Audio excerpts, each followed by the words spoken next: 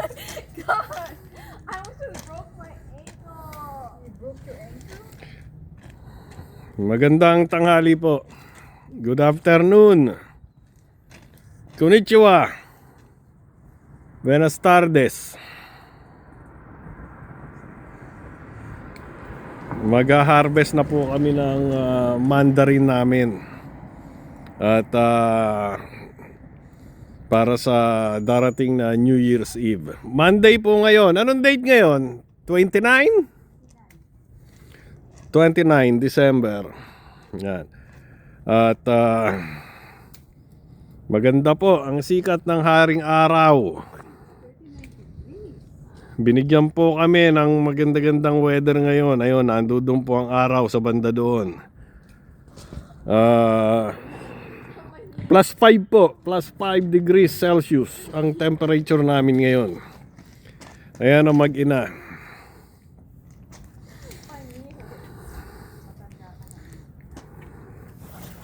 Isang tagahawak, isang tagapitas.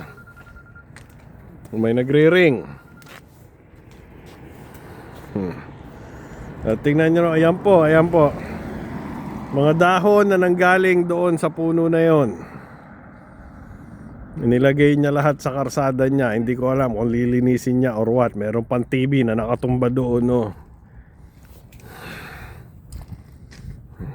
Habang namimitas po sila, ano po ang magandang pag-usapan natin? Oh, nakolekta na pala mga garbage. Okay, iikot po ako muna doon sa kabila bago po tayo magsimula ng mapag-uusapan habang namimitas. Yan, andito naman po ako sa kabilang side. Nakita nyo naman, oh. May mga nakasampay pang mga rag. Yan po ang buhay namin dito araw-araw. Wala po kaming dito, pagkukunyari na magandang panoorin. May mga magagandang salakot, magagandang table, magagandang lutuan. Hindi po, kung ano po yung buhay namin, yun po ang inyong makikita. Yun po ang buhay namin dito araw-araw. Pag-usapan natin ang paputok. Ayan, magbabagong taon na. Kami po ay hello. Good. How are you? Meron po kaming Oh, thank you. meron po kaming bisita na dumating. You want some mandarin? I would love some. Okay. Sino yan? Hindi ko makilala.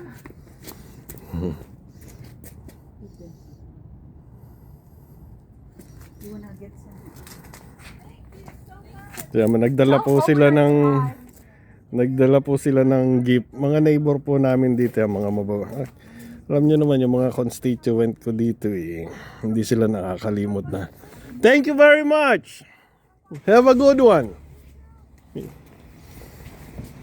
Ayan. Kaya minsan pagka po, ayan, sinasabi ko po sa asawa ko, pag naggagawa ako dito sa labas, dumaan yung mga constituent ko, nadaldal na ako, wala na akong nagawa.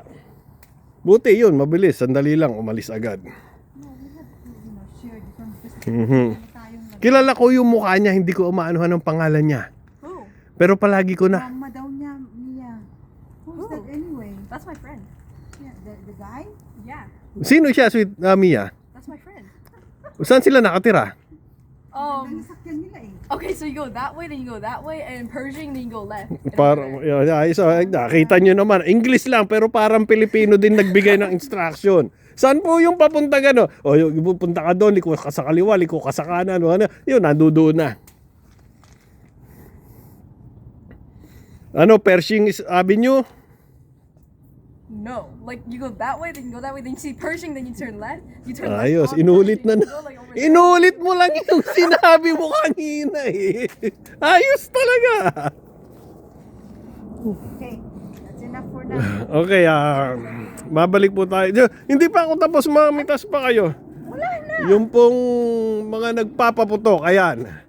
Kami po ay nalulungkot sa mga napapanood naming balita sa news na galing ng Philippines. May naririnig akong fighter plane na lumilipad. Hindi airliner yan. Hindi yan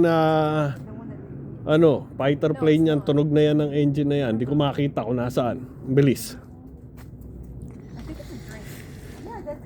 Ngayon, katulad nung kanginang umaga, yung bata, 2 bata, yung isa namatay dahil nakapulot ng paputok. Nasa Bugan, sa Maynila.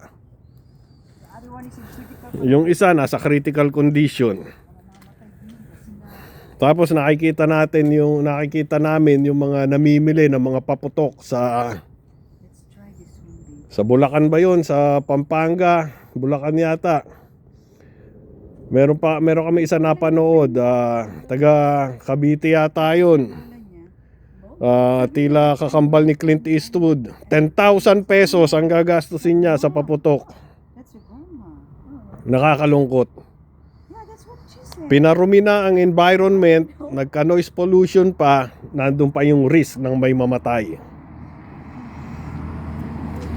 Kung yung 10,000 pesos na yun, i-donate nila sa mga batang walang tirahan, mga batang walang makain. What are you talking about? We were just picking mandarins and all of a sudden you're talking about homeless kids. Hindi mo naiintindihan yung sinasabi ko kasi hindi mo pinapanood yung pinapanood namin ni Mami. I wasn't listening for the past 5 minutes. Okay, mag-explain ka. Hindi po naiintindihan kasi dito po pinanganak to at lumaki. Hindi po niya nakikita yung sitwasyon ng Pilipinas pag New Year's Eve. Na tanging sa Pilipinas lang ganyan. Wala kayong makikitang ibang lugar sa buong mundo na may tradisyon katulad ng Pilipinas na ang pagsalubong sa bagong taon ay may mga namamatay, nasasaktan, Are we done? ang dumi ng paligid, nasisirang mga gamit.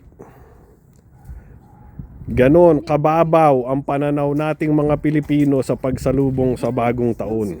Nakakalungkot. Hindi ko po sinasabing ako po hindi nagpaputok. Nagpaputok din mo po ako. Iba na naman ang iniisip ng asawa ko eh. Pero 1995 po, tumigil na kami. Kabibili ng paputok. Hindi ka pa na tumigil lang 1995. 1990, iba yung sinasabi mo. Mamani, baka Gabi ka lang nagpa. baka ma-sensor pa tayo. At yung pong ibibili namin ng paputok ay ibinibili na lang namin ng pagkain. Pag may nadaan na batang gala, pinapakain namin. Ganyan po namin sinasalubong ang bagong taon simula po noong 1995. Sa Angono Rizal, kami po, tinigilan na po namin kabibili ng paputok at nakita po namin at na-discuss din namin ng mga kaibigan kong Hapon doon sa trabaho namin na bakit ang tradisyon ng mga Pilipino ganun, very destructive Oh, look at Viola. sa sarili, sa kapwa-tao, tsaka sa kapaligiran ang pagsalubong sa bagong taon. Yan po ang napansin ng mga dayuhan sa atin. Nakakalungkot. Well, sana matuto tayo. Gawin natin sa New Year, anak. Hindi ko po alam kung kailan matututo ang mga Pilipino Okay, like that. kung paano sasalubungin ang bagong taon. It's the Ano ang laman, Mia? it's the one you like. Oh. Powerade It's the Arizona thing. o the hop iced tea? Yes. Wow. Okay, wait po. Yung Arizona, Half and half. yung hop Yeah, light. lemonade. Wow, she's so sweet. Ikaw na ba binigyan, anak? Sa'yo daw ba? Vladimir. Yun? Huh? Really? Barangay ni Vladimir. Really? Ano, hindi ko naintindihan. Barangay daw ni Vladimir yun. So, ibig sabihin, hindi sila na tayo nagkakatalo. Oh, hindi ka talo. Sayang, pogi pa naman. Ayan. Pero well, dapat nating You never know, you never yeah, yun ang dapat nating respect. You never know. Baka Kaya palagi ko maging nga straight ka. Maging straight siya. palagi ko nga tinatanong ang anak mo, ano ba ang magbo-boyfriend ka ba o magge-girlfriend? Ano, Mia? ano sa tingin mo, Shukar? Ano sagot mo, Mia? Ano nga? Hindi pa po niya alam. Inaalam. Inaalam pa po niya. Kasayan mo? Gani. His, hers. Me? Yeah. Baka sumabog yung hawak mo ka, tutok-tok mo. Hi guys. She, he. I'm a woman. Oh, really? Woman? Why are we Yeah. talking about on video? Kasi sabi ko po sa kanya nung isang beses, gusto namin magkaroon ng grandkids. Kahit isa lang ng mami niya. So, Grandkids, isa lang. grandkids, kahit po isa lang. Mia, mahulog yan. Yeah. Okay, magpapaalam na po kami. Akala ko marami kang harvest. Kukunti naman yung ano natin eh. Para sa ano, well, panghanda lang po yan sa New Year po. Kasi pag Yung, masyadong marami yun. yeah, yung pong ibang mga may gusto, ayun, pwede po silang kumuha pa doon. At marami-rami pa rin namang naiwan. Yo. Yeah, pero hindi pa hinog na, sweetheart. Hindi pa ba hinog lahat? No. I just got those that are really ripe. Marami-rami pa po. Ayan. Mga 3 harvest pa. Yan, mga 3 harvest pa po. Akala ko maraming i-harvest kaya sabi ko. We still have a lot Yeah, ano. inside. Okay, maraming salamat po pagsama ninyo sa amin itong maikling video na to. At magagarahin na ako at didiretso ko yung pagluluto ko. Nagluluto po ako eh. Mag-ingat po tayong lahat at ingatan nating mabuti ang bawat isa. Other side. Because I'm At gonna lock this. palagi po tayong magpapasalamat sa ating mga biyayang natatanggap. At sana naman po matuto na tayo kung paano natin sasalubungin ang bagong taon ng tahimik, mapayapa, walang nasasaktan, walang namamatay. Hindi natin pinapadumi ang paligid at ang hangin. That's great.